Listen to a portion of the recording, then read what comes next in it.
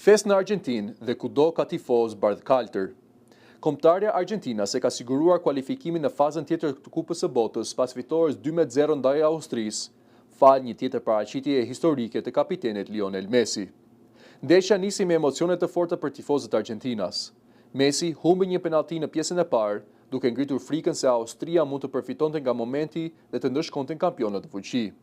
Por në pjesën e dytë, ylli 38 vjeçar tregoi edhe një herë pse konsiderohet një nga futbollistët më të mëdhenj të të gjitha kohërave.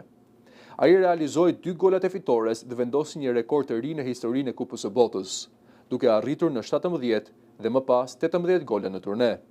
Në Buenos Aires, mijëra tifoz përjetuan një mbrëmje plot tension dhe gëzim. Pas zhgënjimit të penalltisë së humbur, rrugët e kryeqytetit shpërthyen në fest sapo Argentina kaloi në avantazh. Entuziazmi nuk u konfizua vetëm në Amerikën e Jugut. Në Dhaka, mijëra tifoz u mblodhën për të ndjekur ndeshjen. Argentina gëzon një popularitet të jashtëzakonshëm në Bangladesh dhe shumë tifoz shpresojnë që Messi të mbyll karrierën e tij në Kupën e Botës me një tjetër triumf. Me këtë fitore, Argentina grumbullon 6 pikë në grupin J dhe siguron kalimin në fazën e 32 skuadrave më të mira, duke pasur ende një ndeshje për të luajtur në grup.